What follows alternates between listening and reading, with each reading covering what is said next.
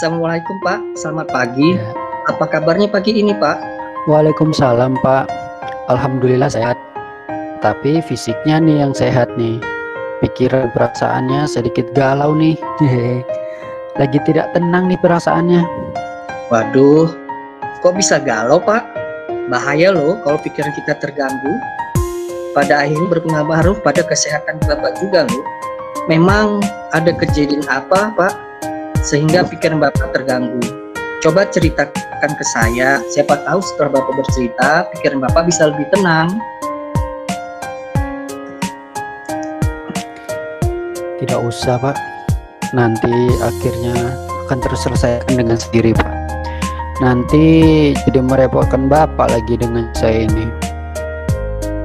Oh, tidak usah Pak, tidak usah khawatir. Tidak masalah, siapa tahu setelah Bapak bercerita, mungkin ada yang bisa saya bantu. Setelah bercerita, mungkin Bapak akan mengetahui apa yang seharusnya Bapak lakukan. Baiklah Pak, saya akan menceritakan semuanya. Semua berawal ketika pengawas sekolah yang melakukan supervisi tampak keberatan ketika saya mengajar tanpa buku teks. Padahal saya sudah dengan memanfaatkan sumber-sumber belajar lainnya. Yang saya pikir apa yang saya lakukan sudah benar.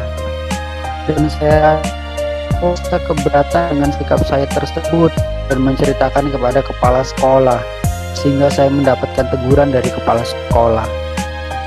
Pengawas keberatan? Mengapa Bapak merasa demikian?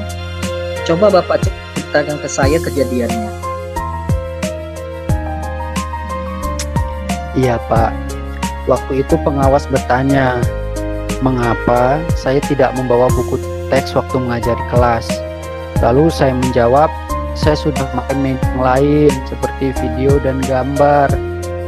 Saya rasa media tersebut sudah baik untuk siswa dalam memahami ajaran yang saya berikan dan sudah sesuai dengan kurikulum 2003. Lantas, apa yang Bapak pengawas katakan kepada Bapak?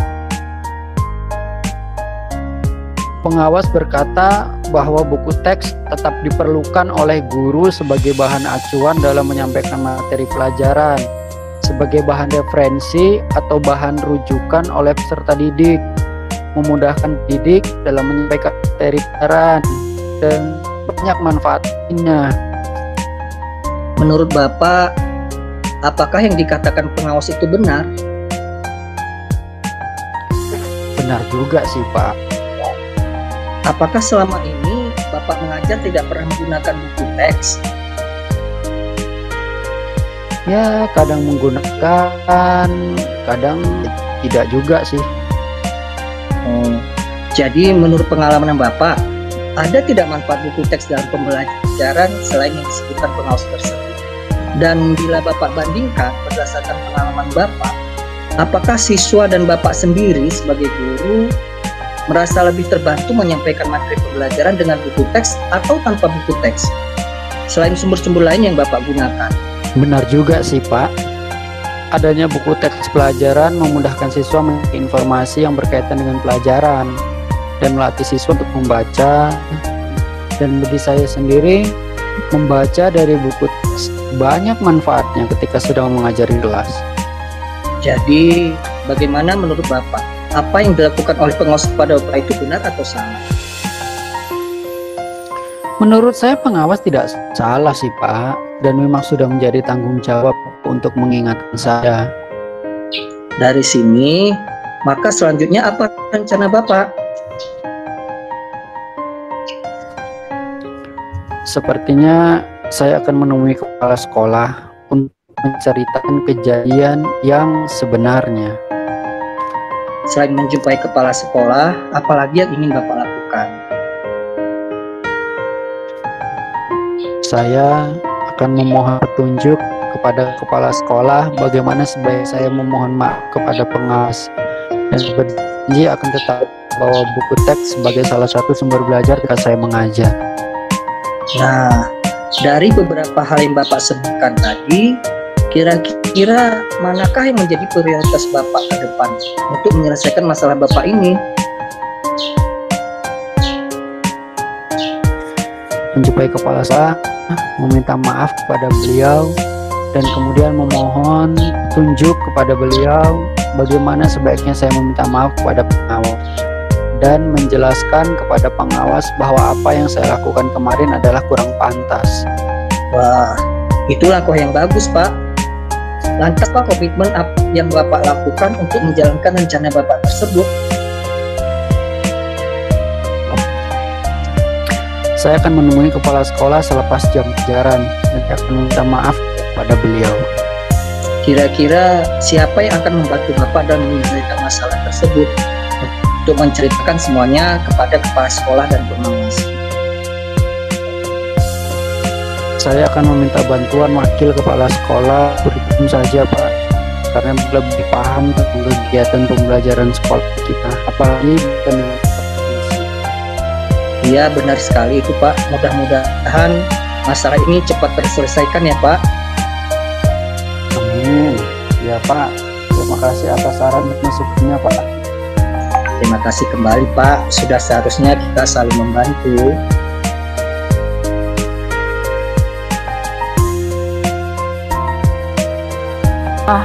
Dari apa yang dilakukan kegiatan tadi, di mana Pak Fahri menjadi coachnya dan Pak Jarno sebagai coachingnya, tujuannya sudah tampak. Tujuan dari kegiatan coaching itu kelihatan itu pada saat Pak Jarno Pak Fahri bertanya kepada Pak Jarno, siapa tahu setelah Bapak bercerita mungkin ada yang bisa saya bantu. Setelah bercerita mungkin Bapak akan mengetahui apa yang seharusnya Bapak lakukan. Nah, ini kan ada hasil akhir yang ingin dicapai dari kegiatan coaching ini gitu. Jadi antara kedua guru tersebut. Untuk yang kedua yaitu identifikasi. Nah, kegiatan identifikasi ini nampak ketika ada pertanyaan dari coach tentang pengawas keberatan. Mengapa Bapak merasa demikian? Coba Bapak ceritakan ke saya kejadiannya. Nah, coach mencoba menggali lebih dalam apa masalah yang terjadi antara Bapak dengan pengawas gitu, antara coach dengan pengawas.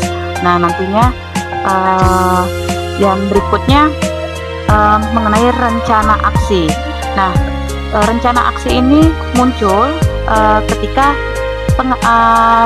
coach bertanya kepada coach. Nah, dari beberapa hal yang Bapak sebutkan tadi, kira-kira manakah yang menjadi prioritas Bapak ke depan untuk menyelesaikan masalah ini?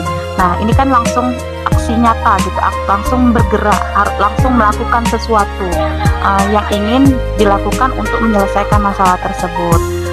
Dari kalimat tersebut bisa mewakili rencana aksinya. Kemudian yang terakhir itu tentang tanggung jawab atau komitmen ya di percakapan dialog Bapak tadi di kasus 3 tadi, itu ada 2 yang bisa saya dapat gitu. Yang pertama itu langkah yang bagus, Pak. Lantas apa komitmen Bapak yang akan Bapak lakukan untuk menjalankan rencana Bapak tersebut?